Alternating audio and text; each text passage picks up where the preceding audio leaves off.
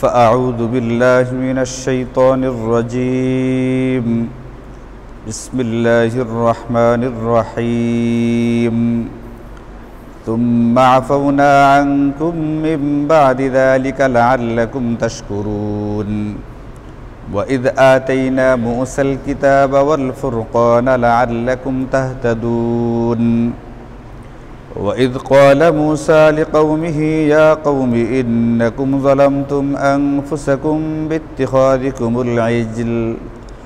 باتخاذكم العجل فتوبوا إلى بارئكم فاقتلوا أنفسكم ذلكم خير لكم عند بارئكم فتاب عليكم إنه هو التواب الرحيم صدق الله مولانا العلي العظيم سبحانك لا علم لنا إلا ما علمتنا إنك أنت العليم الحكيم الحمد لله আমরা জানি যে আল্লাহ তাআলা সূরাতুল বাকারা এর শুরুতে গোটা পৃথিবীর মানব জাতিকে তিনটা ভাগে দেখিয়েছেন, মুমিন মুসলমান এবং তাদের ফলাফল, কাফির মুশরিক তাদের ফলাফল, এবং 3 নম্বর মুনাফিক এবং তাদের ফলাফল। এরপরে আল্লাহ তাআলা গোটা পৃথিবীর সমস্ত মানব জাতিকে ঈমান আনার জন্য দাওয়াত দিচ্ছেন, আহ্বান করছেন। এটা বলার পরে আমরা জানি যে এরপরে গত কয়েক আয়াত থেকে আল্লাহ তাআলা নবীজি সাল্লাল্লাহু আলাইহি ওয়াসাল্লামের জামানায় যে সমস্ত আহলে কিতাব ইহুদি আর নাসারা ছিল এদেরকে বিশেষ করে ঈমান আর আমলের দাওয়াত দিচ্ছেন, এবং তিনি শুরুতে এটা বলছেন যে হে বনি ইসরাইল, তোমরা স্মরণ করো সেই সমস্ত নিয়ামতের কথা যেগুলো আমি তোমাদেরকে দিয়েছিলাম। সংক্ষিপ্তভাবে এক আয়াতে কারিমাতে এটা বলে দেওয়ার পরে আবার আল্লাহ তাআলা এখন একটু বিস্তারিতভাবে তাদের উপরে কি কি অনুগ্রহগুলো করেছিলেন সেইগুলো একটু ধারাবাহিক বিবরণ দিচ্ছেন। যেমন আমরা ইতোমধ্যে দেখেছি আল্লাহ তাআলা তাদেরকে বর্ণনা করতেছেন, বলতেছেন এইটা তোমাদেরকে দয়া করার ভিতরে একটা হলো এইটা, ফেরাউনের অত্যন্ত ভয়ঙ্কর জুলুম থেকে তোমাদেরকে আল্লাহ পাক মুক্ত করেছিলেন। ফেরাউন তাদের ছেলে সন্তানদেরকে হত্যা করে ফেলতো, মেয়েদেরকে জীবিত রেখে দাসী বানিয়ে ফেলতো। এরকমভাবে ফেরাউন যখন তাদেরকে মারবার জন্যে, ধরার জন্যে পিছন দিক থেকে ধাওয়া করলো, তো আল্লাহ তাআলা লোহিত সাগর পার করে দিয়ে তাদেরকে ফেরাউনের মার থেকে হেফাজত করলেন আর ফেরাউনকে সমুদ্রে ডুবিয়ে মারলেন। এগুলো আল্লাহ পাকের অনুগ্রহ। এরপরে আমরা এটা শুনছিলাম যে আল্লাহ তাআলা হযরত মুসা আলাইহিস সালাতু ওয়াস সালামকে কিতাব দেওয়ার জন্য তাকে আহ্বান করলেন তুর পর্বতে গিয়ে 40 দিন পর্যন্ত ইতিকাফ করার জন্য। তো যখন তিনি সেখানে ইতিকাফ করতে গেলেন, এদিকে বনি ইসরাইল সামেরি নামের এক দুষ্ট লোকের চক্রে পড়ে তারা গু বাৎসুর বা গু বৎসকে পূজা করতে শুরু করলো, ইবাদত করতে শুরু করলো। এটা আমরা এতটুকু পর্যন্ত আমরা আলোচনা আগে শুনেছি। আল্লাহ তাআলা বললেন তোমরা যে এই যে গো বাৎসুর বা গো বৎসকে ইবাদত করলে, এটা করে মূলত ওয়া আনতুম যালিমুন, তোমরা তোমাদের নিজেদের উপরে জুলুম করলে।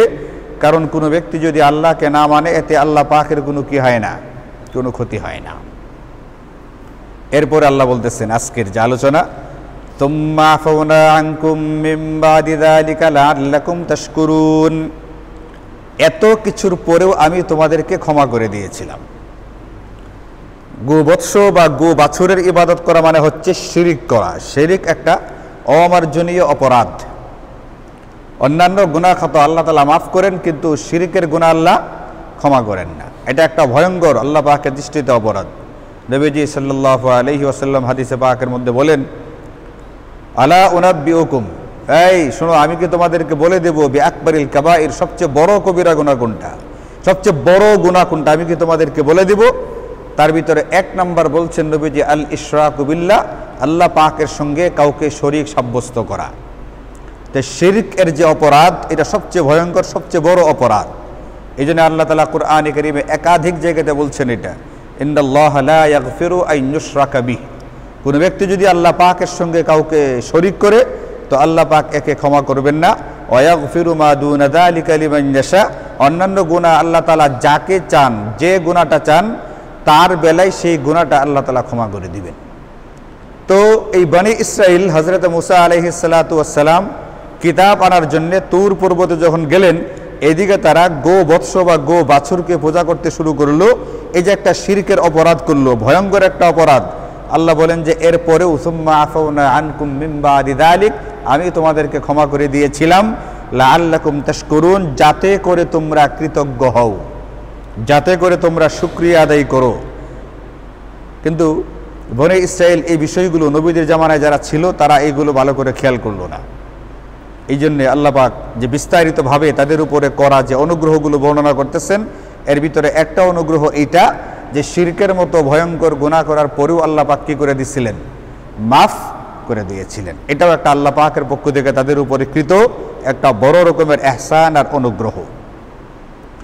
তো এখানে আমাদেরকে ওইটা মনে রাখতে হবে, কোরআন কারীমের যে ঘটনাগুলো, অতীতের যে ঘটনাগুলো এখানে আনা হয়, যে বিষয়গুলো আনা হয়, এইগুলো শুধুমাত্র বলার জন্য বলা না, এটা ইতিহাস বর্ণনা করা মূলত মাকসাদ না, এইগুলো থেকে আমাদের শিক্ষা নেওয়ার কথা। সুতরাং আমরা বড় বড় রকমের গুনাহ করার পরেও যে আল্লাহ তাআলা আমাদেরকে এখনও 400 টাকা কেজি হলেও তো কাঁচামরিচ এখনও পাওয়া যাইতেছে, 1000 টাকা কেজি হয়ে গেলেও তো আমাদের কিছু করার নাই। কিছু কি করার আছে? কোনো ব্যক্তি বলতে পারবে যে 1000 টাকা কেজি কেন হইলো মানি না, একটা কিছু করে ফেলবে? কিচ্ছু করার কোনো সুযোগ নেই।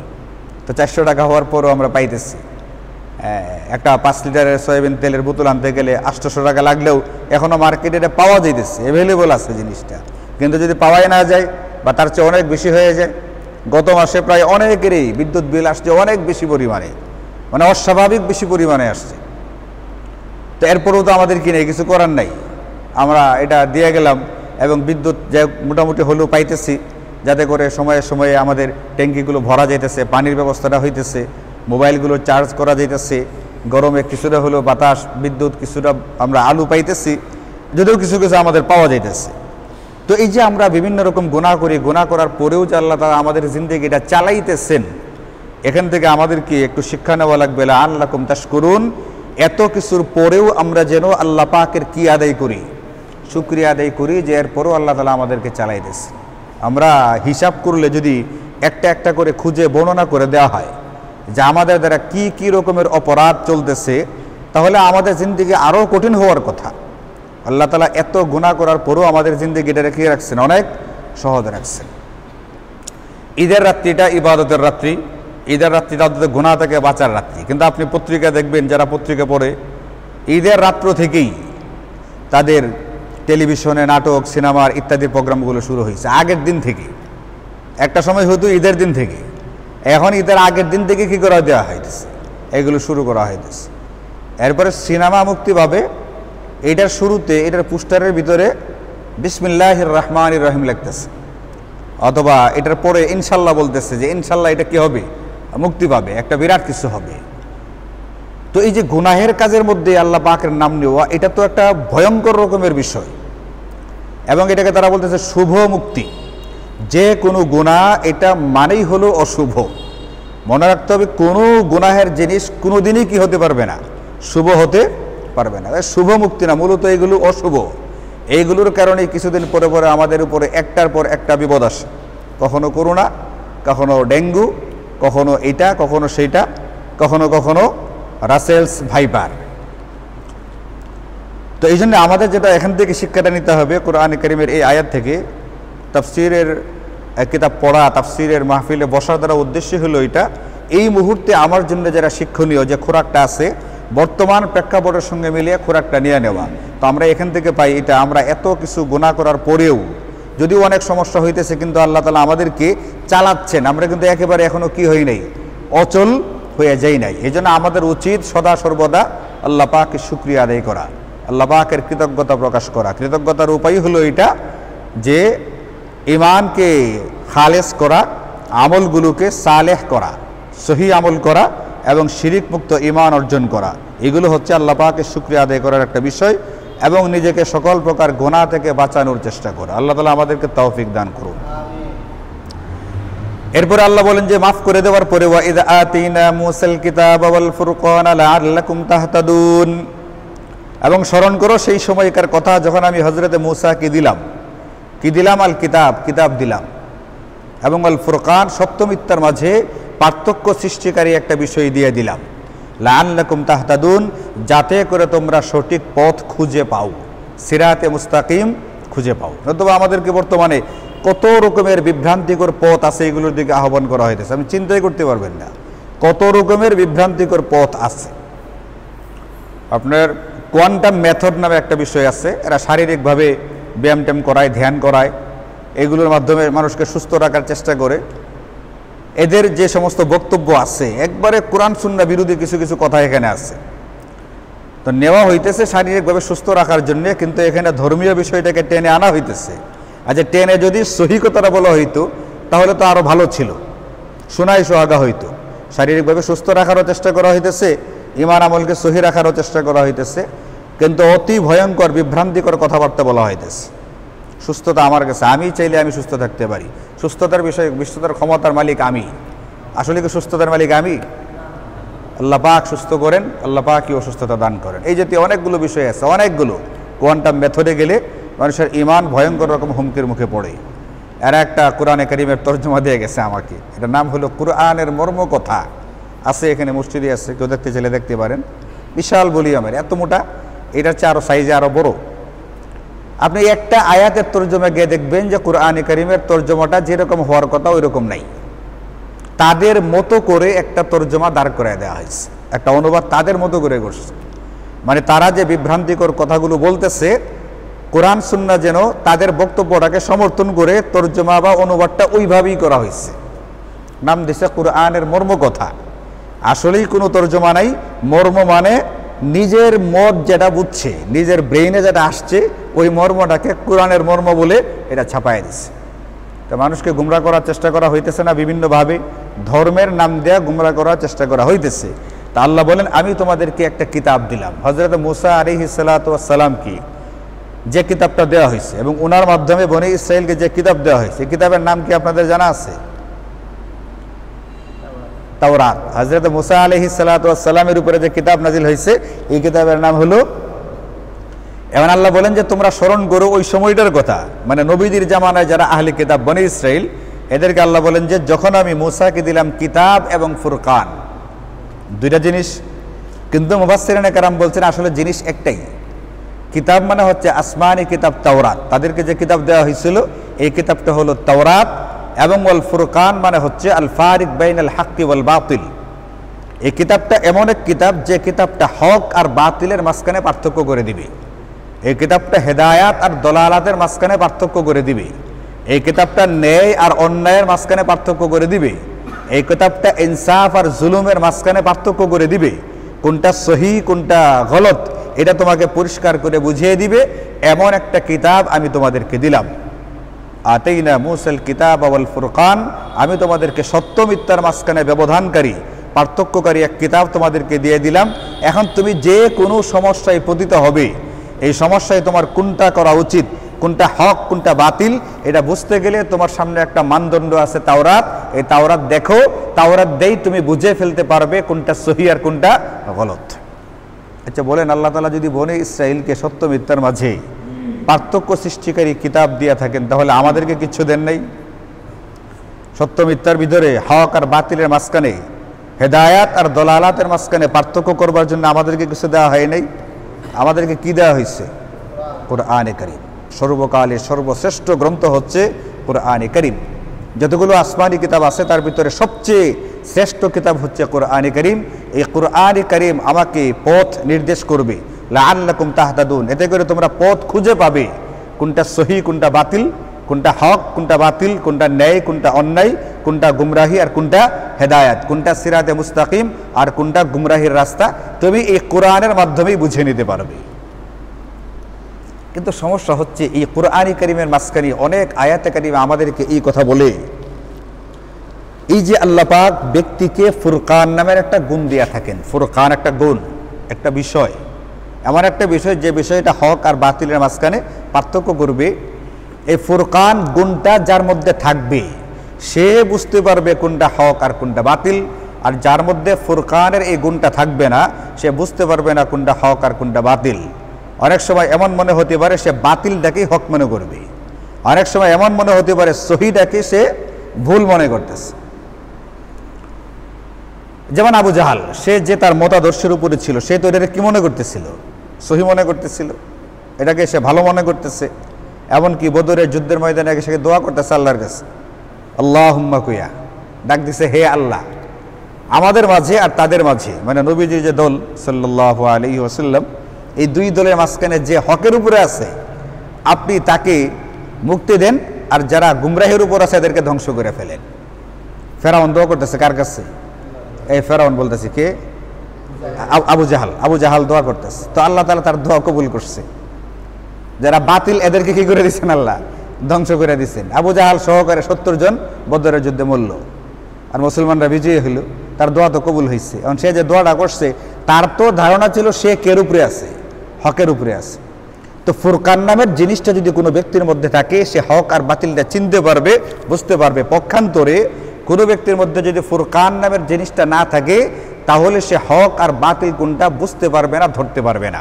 কখনো এমন হবে সহিটাকে ভুল মনে করতেছে, আর ভুলটারই কি মনে করতেছে? সহি মনে করতেছে। তো এটা কখন থাকে? কোরআনে কারীমের আয়াতের ভিতরে আল্লাহ বলেন, ইয়া আইয়ুহাল্লাযীনা আমানু, হে ঈমানদারেরা, ইন তাত্তাকুল্লাহ, যদি তোমরা পরহেজগারি অবলম্বন করো, মানে সকল প্রকার গুনাহ থেকে নিজেকে হেফাজত করো, তাহলে ইয়াজআল লাকুম ফুরকানান, আল্লাহ তাআলা তোমার মধ্যে ফুরকান নামের সিফত বা গুণটা দিয়ে দিবেন। তাহলে ফুরকান গুণটা আমার ভিতরে আসার জন্য শর্ত হলো কি? গুনাহ থেকে বাঁচতে হবে। গুনাহ থেকে যে ব্যক্তি বাঁচবে, আল্লাহ তাআলা তাকে সহিটা বোঝার মতো, বাতিলটাকে বোঝার মতো যোগ্যতা দিয়ে দিবেন। আর যে গুনাহ থেকে বাঁচবে না, সেটা বুঝতে পারবে না।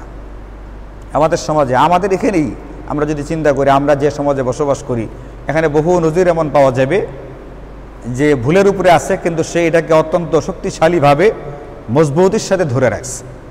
যেমন ধরেন, আমাদের শুধু যদি আমরা আমাদের একটু এরিয়া, নেত্রকোনা জেলার নাম, মনে করেন নেত্রকোনা পৌরসভা, যেটা আমরা যদি এটা চিন্তা করি, এটা শুধু এতটুকু জায়গা যদি আমরা চিন্তা করি, নেত্রকোনা পৌরসভাটা এই যে জরিপ করে না বিভিন্ন বিষয়, জরিপ কি সারা দুনিয়ার সমস্ত মানুষ করে না, একটা নির্ধারিত জায়গাতে করে, মোটামুটি কিছু মানুষের ভোট নেই। আচ্ছা আপনারা বলেন, আমরা কি নতুন করে এই কাজটা করব কি করব না?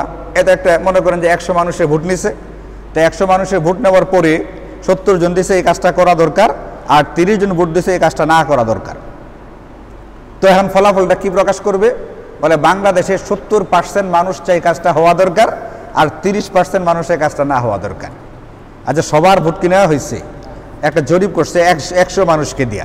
এটার সিস্টেম এটা। যেমন পেপারে আজকেও দেখলাম, ইংল্যান্ডে নির্বাচন হইতেছে, তো বর্তমান যে প্রধানমন্ত্রী আছে ঋষি না তার কি যেন নাম, তো তার ব্যাপারে তারা একটা জরিপ, এখনো কিন্তু ইলেকশনের ফলাফল প্রকাশ পায়নি, তারা একটা জরিপ করে বলছে তার দল তো ফেল করবেই, সে নিজেও ফেল করবে। বর্তমান যে প্রধানমন্ত্রী আছে এ ফেল করবে। এখনো কি ইলেকশন হয়েছে? হয় নাই। ধরেন যে 100 বা 500 মানুষ দিয়ে একটা জরিপ করছে। তা আমরা যদি নেত্রকোনা পৌরসভাতে একটা জরিপ করি, তো ধর্মের নামে আমাদের 2টা দল কাজ করতেছে এখন নেত্রকোনায়। এর মধ্যে আপনার সমস্ত উলামায়ে কেরাম একদিকে, আর একজন আলেমকারী আরেক দিকে। আগে তিনি ফার্ম মসজিদে ছিলেন, এখন মুক্তারপাড়া মসজিদে আছেন। তো সমস্ত আলেম একদিকে, পৌরসভা ধরলাম খালি আমরা, আর একজন শুধু আরেক দিকে। এখন যে একজন আরেক দিকে, ওনার যারা অনুসারী, আচ্ছা বলেন তার অনুসারীরা তাকে কি ভুল মনে করে না সহি মনে করতেছে? সহি মনে করতেছে। সহি মনে করতেছে না? সমস্ত আলেম, মিফতাহুল উলুম মাদ্রাসার সমস্ত শিক্ষক, মালিনী মাদ্রাসার সমস্ত শিক্ষক, অন্যান্য যারা মসজিদগুলো আছে পৌরসভার ভিতরের মসজিদ মাদ্রাসার শিক্ষক, ইমাম, মুয়াজ্জিন, খতিব সাহেবান, সবাই একদিকে, একজন আলেম একদিকে। এখন উনিও নিজেকে সহি মনে করতেছেন, আবার তার যারা অনুসারী তারাও সমস্ত আলেমকে ভুল মনে করতেছে, আর একজনকে কি মনে করতেছে? সহি মনে করতেছে। অথচ নবীজি সাল্লাল্লাহু আলাইহি ওয়াসাল্লাম হাদিসে পাকের মধ্যে ইরশাদ করেন, ইন্নাল্লাহা লা ইয়াজমাউ উম্মতি আলা দালালা, আল্লাহ তাআলা আমার উম্মতের উলামায়ে কেরামকে গুমরাহির উপরে একত্রিত করবেন না। মানে এটা হবে না যে সমস্ত আলেমরা একটা ভুলের উপরে চলতেছে আর 1-2 জন সহির উপরে চলতেছে। এমন হতে পারে 1-2 জন ভুল করতেছে, অন্য সবাই কের উপরে আছে? সহির উপরে আছে। আলেম মাত্রই ভুল করবে না, এটা কিন্তু বলা হয়নি। কি বলা হয়েছে? যে 2-4 জনের কি হতে পারে? ভুল হতে পারে, কিন্তু ব্যাপকভাবে একটা বিরাট উলামায়ে কেরামের দল ভুলের উপরে চলতেছে, নবীজি বলছেন এটা আল্লাহ তাআলা কখনই হতে দিবেন না। কিন্তু এরা তো একজনকে নিয়ে ওটার সহি মনে করতেছে, আর বাকি সবাইরে কি মনে করতেছে? এখন তাদের এই কথা যদি মেনে নেওয়া হয়, যে তাদের অনুসরণীয় যে আলেম তিনি শুধুমাত্র হকের উপরে আছেন আর বাকি সব ভুলের উপরে আছে, এর ফলাফলটা কি দাঁড়ায় আপনি চিন্তা করেন, কি ভয়ঙ্কর ফলাফল দাঁড়ায়। এর মানে হলো গোটা নেত্রগুণা, এটা শুধু গোটা নেত্রগুণা দিয়ে আমরা গোটা দুনিয়াটাকে আমরা বুঝে নিতে পারি। এদের বক্তব্যের ফলাফল এটা দাঁড়ায় গোটা দুনিয়াতে ওলামায়ে কেরাম যারা লোকদেরকে পথ দেখাইতেছেন, মনে করেন মাত্র কুরবানিগুলো, কুরবানির মাসাইল বলছেন, সব বাতিল আলেমরা দুনিয়াকে চালাইতেছেন। এটা কি সম্ভব? এটা কি হতে পারে যে গোটা দুনিয়াতে বাতিল আলেম যারা তারা দুনিয়া চালাইতেছে আর এক দুইজন হকের উপরে আছেন তারা নিয়ে চলতেছে? অবিশ্বাস্য বিষয় এটা, এটা কোরআন সুন্নাহ দ্বারা সমর্থিত না। কিন্তু এরপরও একদল লোক এটাকে সহি মনে করতেছে। তারা কিন্তু এটাকে ভুল মনে করে চলতেছে এমনটা না। যদি এমন হইতো যে ঠিক আছে এটা ভুল এবং আমরা ইচ্ছা করে ভুলটাই নিতেছি, ছাড়তে পারতেছি না। যেমন অনেকে ধরেন যে নেশা করে, সে জানে যে নেশা করাটা ক্ষতি, কিন্তু বলে যে কি করতে পারতেছি না, ছাড়তে পারতেছি না, এমন নেশা হয়ে গেছে ছাড়তে পারতেছি না। এটা তো একটা ভালো যে তার বুঝ আছে যে তার কাজটা কি, এটা ভুল, সে যে নেশা করতেছে তার স্বাস্থ্যের জন্য ক্ষতিকর। যদি এমন হইতো যে আমরা যে পথে চলতেছি একজনকে এটা আসলে ভুল, কিন্তু কি করব, এতটাই ভক্তি করি, তার প্রতি এতটাই প্রেম, এতটাই মহব্বত, এতটাই ভালোবাসা, তাকে ছাড়তে পারতেছি না, তাইলে তো একটা বিষয় ছিল আমরা সবাই মিলে আল্লাহ পাকের কাছে দোয়া করতাম, তারাও দোয়া করতো, আল্লাহ ভুলের উপরে চলতেছি, তুমি আমাকে নেশার পথ থেকে কি করে দাও, ফিরায় দাও, দোয়া করার সুযোগ ছিল। কিন্তু সে এটারে ভুলই মনে করতেছে না, কি মনে করতেছে, সহি মনে করতেছে। এই জন্য এটা হচ্ছে একটা ভয়ঙ্কর রকমের বিপদের কথা। নবীজি বলেন যে গীবত এটা জিনার চেয়ে ভয়ঙ্কর রকমের গুনাহ।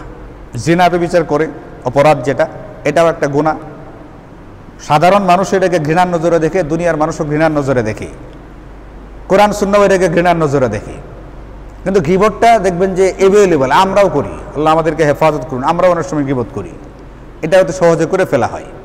নবীজি বলেন যে আল গীবাতু আশাদ্দু মিনাজ জিনা, জিনা ব্যভিচারের চেয়ে গীবতের গুনাহটা অত্যন্ত জঘন্য এবং মারাত্মক। বলে কেন?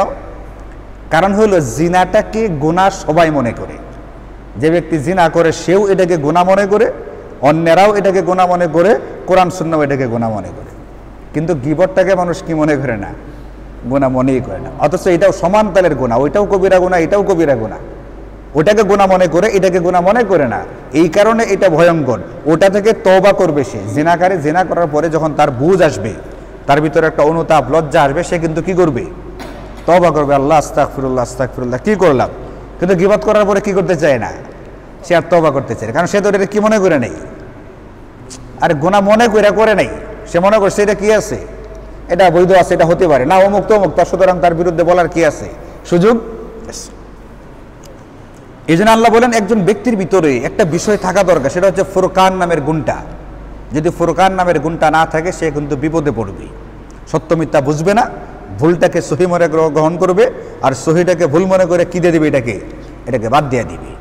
ওষুধটাকে গ্রহণ না করে নেশাটাকে গ্রহণ করবে, কারণ সে বুঝতে পারতেছে না কোনটা তার জন্য সহি আর কোনটা তার জন্য গলত। মানে আল্লাহ বলছেন তুমি গুণ হাসিল করতে চাও, বলে কেমনে করবা, ইন তাত্তাকুল্লাহ, যদি তুমি পরহেজগারি অবলম্বন করো, সকল প্রকার গুনাহ থেকে নিজেকে হেফাজত করতে পারো, তাহলে তোমাকে ফুরকান নামের গুণ দিয়ে দেওয়া হবে। তোমার সামনে যখন উলামায়ে কেরামের বিভক্তি হবে, দ্বন্দ্ব হবে, কন্দল হবে, চারটা দলে বিভক্ত হবে, কোনটা সহি বুঝতে পারতেছো না, তুমি তোমার ভিতরকার ওই ফুরকান নামের গুণ দিয়ে ধরে ফেলবা কোনটা হক আর কোনটা বাতিল। এই কথা বলতে হবে না। উলামায়ে কেরাম তো এক একজন এক একটা বলে আমি কোনটা করতাম, এই কথা বলা মানেই হলো তার ভিতরে কি নাই, ফুরকান নামের গুণটা নাই, সত্য মিথ্যা সে বুঝতে পারে না। আর ফুরকান নামের গুণ নাই মানেই হলো সে গুনাহের ভিতরে লিপ্ত আছে। এই জন্য এই কথাটা বলাই উচিত না। আর এটা বুঝছেন আমার কথাটা? যদি কোনো ব্যক্তি বলে উলামায়ে কেরাম এক একজন এক একটা বলে আমি কোনটা নিয়াম, সে যে বুঝতে পারতেছে না, তার মানে তার মধ্যে কি নাই, ফুরকান নাই। ফুরকান থাকে না কোন সময়,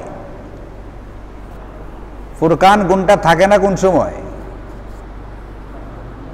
গুনাহ করলে। তো সে যখন বললো আমি বুঝতে পারতেছি না, তার মানে সে কের ভিতরে আছে, গুনাহের ভিতরে আছে। গুনাহের ভিতরে না থাকলে ফুরকান দেওয়া হয়, আর ফুরকান থাকলে এই কথা বলবার দরকার নেই আমি বুঝতে পারতেছি না কোনটা হক কোনটা বাতিল। এই জন্য শরীয়তের বহু মাসালা ব্যক্তির উপরে ছেড়ে দেওয়া হয়েছে, তুমি নিজে বুঝতে পারবা। ইস্তাফতি কালবাক, নিজে নিজেকে জিজ্ঞেস করো এটা হক না বাতিল। আপনি এমন জায়গাতে গেছেন যেখানে কেবলা কোন দিকে বুঝতে পারতেছেন না, সফর করতে করতে, ভ্রমণ করতে করতে দুর্গাপুরের একবারে এমন জঙ্গলে গেছেন যে নামাজ পড়া দরকার, নামাজের সময় হয়ে গেছে, দেরি করলে কাজা হবে, কিন্তু পশ্চিম কোন দিকে কি করা যেতেছে না, বোঝাই দিয়েছে না। ওই সময় মাসালা কি বলতে পারেন? নামাজ কেমনে পড়া হবে ওই সময় জানা আছে আপনাদের কারো? কেন জানা নাই? কেমনে জানা, এটা কেমনে বলেন? ডাক্তার সাহেব জানা আছে? হ্যাঁ, মনে এসে চিন্তা করবে, নিজের মনকে জিজ্ঞেস করবে কোন দিকে হতে পারে। আমরা অমুক দিক থেকে আসলাম, সফর করে করে অমুক জায়গার থেকে এদিকে আসলাম, আমরা এদিকে গেছি, আমাদের ওখানে যদি এদিকে থাকে তাহলে এইদিকে হওয়ার কথা। নিজের মনে মনে জিজ্ঞেস করে চিন্তা করবে কেবলা কোন দিকে হতে পারে। এই যে ফতুয়া কে দিচ্ছে? ইস্তাফতে কালবাক, ফতুয়া দিচ্ছে কে? কলব, নিজের মন। ব্যক্তির উপরে বহু কিছু ছেড়ে দেওয়া হয়েছে। তা আপনি কেবলা কোন দিকে খুঁজে বের করতে পারেন, আর আপনি কোনটা হক কোনটা বাতিল খুঁজে বের করতে পারবেন না, এটা কেন? এই যে বুঝটা আল্লাহ দিচ্ছেন, আকল, জ্ঞান, বুদ্ধি আল্লাহ দিচ্ছেন, আকলে সালিম যে দিচ্ছেন আল্লাহ তাআলা, কেন দিচ্ছেন? এটা হকটাকে চিনবার জন্যে, বাতিলটাকে চিনবার জন্যে। হককে চেনা হবে অনুসরণ করবার জন্যে, আর বাতিলকে চেনা হবে বাতিল থেকে কি থাকার জন্যে? দূরে থাকার জন্যে। এই ফুরকান নামের গুণ হাসিল করা যাবে। তাদেরকেও দেওয়া হয়েছিল কিতাব, যে তাওরাতের সামনে পেশ করো, যে কোনো সমস্যা হবে তাওরাতের সামনে পেশ করো। আমাদের জামানায় যে কোনো সমস্যা আসবে পেশ করতে হবে কোরআন এবং সুন্নাহর সামনে। কোরআন সুন্নাহ যেটাকে হক বলবে এটা হক, কোরআন এবং সুন্নাহ যেটাকে বাতিল বলবে এটা বাতিল। আমি যদি কোরআনের অনুসারী হয়ে থাকি, কোরআন যেটাকে হক বলছে এটা আমার পক্ষে হোক বা না হোক আমি হকটাকে গ্রহণ করব। কোরআন যেটাকে বাতিল বলবে এটা আমার পক্ষে হলেও আমি এটা রেখে করে দিব, এটাকে বাদ দিয়ে দেবো, আমি এটার অনুসরণ করব না। এটা হচ্ছে একজন ইমানদারের স্বভাব। এই জন্য কোনো ব্যক্তি যদি গুনাহ করে, কোরআনে কারিমের অন্যান্য আয়াতে কারিমের মধ্যে আছে, তো আল্লাহ তাআলা ওই ফুরকান নামের জিনিসটাকে নষ্ট করে দেন। যেমন কোরআন শরীফে আছে, আল্লাহ বলেন সাআসরিফু আন আয়াতি আল্লাযীনা ইয়াতাকাব্বারুনা ফিল আরদি বিগাইরিল হক। ইয়াতাকাব্বারুনা মানে অহংকার করা। কোনো ব্যক্তি যদি অহংকার করে, তা আল্লাহ বলেন যে আসরিফু আন আয়াতি, আমি আমার যে নিদর্শনগুলো দিয়া তাকে ঈমান আনার তৌফিক দিচ্ছিলাম, এইগুলো থেকে তাকে আমি সরাই দিই, আমি তার যোগ্যতাটাকে নষ্ট করে দিই। সহিটা, হকটাকে গ্রহণ করার যে বুঝ তাকে দিছিলাম, আসরিফু, আমি এটা তার থেকে সরাই দিই। এখন সে ওয়াইয়ারাউ কুল্লা আয়াতিন লা ইউমিনুনা বিহা, তার ভিতরে আকলে সালিম যে জ্ঞান, যে বুঝ, ফুরকান দেওয়া ছিল, অহংকার করার কারণে আল্লাহ বলেন এখন আমি এটা নিয়ে নিছি তার কাছ থেকে। এতে অসুবিধা কি হয়েছে? কুল্লা আয়াতিন, সে যদি আল্লাহর কুদরতের সমস্ত নিদর্শনও দেখে, লা ইউমিনুনা বিহা, এরপরও সে ঈমান আনতে পারবে না, ঈমান আনবে না। কারণ ঈমান আনার যোগ্যতাই কি হয়ে গেছে? নষ্ট হয়ে গেছে। আল্লাহ বলেন যে কুল্লু মাউলুদিন, নবীজি বলেন কুল্লু মাউলুদিন ইউলাদু আলাল ফিতরা, প্রত্যেকটা মানব সন্তানকে হেদায়েত কবুল করার যোগ্যতা দিয়ে দুনিয়াতে পাঠানো হয়। হিন্দুর ঘরে জন্ম নিচ্ছে, বৌদ্ধের ঘরে জন্ম নিচ্ছে, ইহুদি খ্রিস্টানের ঘরে জন্ম নিচ্ছে, জন্মগতভাবে তার ভিতরে হকটাকে গ্রহণ করার একটা যোগ্যতা আছে। কিন্তু যখনই সে দুনিয়াতে সাবালক হওয়ার পরে গুনাহ করতে শুরু করে, তো আল্লাহ তাআলা তার এই যোগ্যতা কি করে দেন? নষ্ট করে দেন। মানে ফুরকানটাকে উঠায় নেওয়া হয়েছে। এটা একটা ভয়ঙ্কর রকমের বিপদ। একটা হলো যে আমার যদি বুঝটা সহি থাকে, আমি এই মুহূর্তে সিরাতে মুস্তাকিমে চলতে না পারলেও 2-4 দিন পরে গিয়ে হলেও আমি কি করব? এটা গ্রহণ করব। কিন্তু বুঝি কি হয়ে গেছে? নষ্ট হয়ে গেছে। সে বুঝতেই পারতেছে না কোনটা হক কোনটা বাতিল। এটা একটা ভয়ঙ্কর বিপদের কথা। অন্যান্য আয়াতে কারিমাতে আল্লাহ বলেন যে তোমরা আল্লাহ এবং আল্লাহর রাসূলের অনুসরণ করো, ওয়ালা তাওয়াল্লাউ আনহু, ইয়া আইয়ুহাল্লাযীনা আমানু আতিউল্লাহ ওয়া রাসূলাহু ওয়ালা তাওয়াল্লাউ আনহু ওয়া আনতুম তাসমাউন। শরীয়তের বিধানগুলো শোনার পরেও তোমরা আল্লাহ আল্লাহর রাসূল থেকে মুখটাকে ফিরায় নিও না। ওয়ালা তাকুনু কাল্লাযীনা ক্বালু সামি'না ওয়া হুম লা ইয়াসমাউন, তাদের মতো হয়ো না যারা বলে শুনি কিন্তু বাস্তবে শুনে না। ইন্না শাররাদ দাওয়াবি, কোরআনে কারিমের আয়াত। আল্লাহ বলেন সবচেয়ে নিকৃষ্ট প্রাণী হচ্ছে পৃথিবীর সে আসসুম্বুল বুকমুল্লাযী লা ইয়াকিলুন, যে নাকি বধির, যে নাকি বোবা, যে নাকি বুঝে না। বাস্তবে বধির না, বাস্তবে বোবা না, কিন্তু সে হক কথাটা বলে না, এই জন্য আল্লাহ বলছেন বোবা। সে হকটাকে শুনে না, এই জন্য আল্লাহ বলছেন বধির। লা ইয়াকিলুন, সে হকটাকে বোঝার চেষ্টা করে না, এই জন্য আল্লাহ বলছেন সে বুঝতে পারে না, কারণ তার ভিতর থেকে ফুরকানটাকে উঠায় নেওয়া হয়েছে। তা আল্লাহ বনী ইসরাঈলকে বলতেছেন আমি তোমাদের উপরে অনুগ্রহ করছি অনেকগুলো, এর ভিতরে একটা হলো এটা, আমি তোমাদেরকে আসমানি কিতাব তাওরাত দিয়েছি। এই তাওরাত দেওয়া সত্য আর মিথ্যার মাঝখানে কি করতে পারবা? পার্থক্য করতে পারবা, কোনটা সহি কোনটা গলত এটা তুমি ধরতে পারবে। লাআল্লাকুম তাহতাদুন, সুতরাং তোমরা এটাকে গ্রহণ করো। তো আজকে আমরা 2টা আয়াতই পড়তে পারলাম। 2টার ভিতরে আমরা যে শিক্ষাগুলো পাইলাম, এর ভিতরে 1 নম্বর হচ্ছে যে আল্লাহ তাআলা আমরা গুনাহ করার পরেও আমাদেরকে কিন্তু বহু ছাড় দিচ্ছেন, আমাদের গুনাহগুলো মাফ করতেছেন। এই জন্য আমাদের আজকের 1 নম্বর শিক্ষা হচ্ছে লাআল্লাকুম তাশকুরুন, আমরা সদা সর্বদা আল্লাহ পাকের শুকর এবং কৃতজ্ঞতা আদায় করা চাই। 2 নম্বর হচ্ছে আল্লাহ তাআলা আমাদেরকে কিতাব দিয়েছেন, আসমানি কিতাব। এই কিতাব ফুরকান, সত্য মিথ্যার মাঝখানে পার্থক্য সৃষ্টিকারী। সুতরাং আমি যে কোনো মাসাইল, যে কোনো সমস্যায় এটাকে বাহ্যিকভাবে দুনিয়াবি বিষয় মনে করলেও এটা আমার জন্য হালাল না হারাম, সহি না গায়রে সহি, জায়েজ কি না জায়েজ, এটার পার্থক্য করবার জন্যে আমি বিষয়টা কার সামনে পেশ করব? কোরআন এবং সুন্নাহর সামনে, মানে উলামায়ে কেরামের সামনে। তারা যেটাকে হক বলবেন এটা আমার মজা না লাগলেও হক হিসাবে গ্রহণ করতে হবে। উলামায়ে কেরাম কোরআন সুন্নাহর ভিত্তিতে যেটাকে বাতিল বলবেন এটা আমার ভালো না লাগলেও এটাকে বাতিল হিসাবে মেনে নিতে হবে।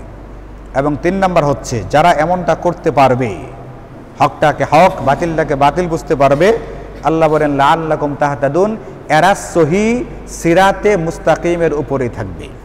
এরা সহি রাস্তা এবং সিরাতে মুস্তাকিমের উপরে চলতে পারবে।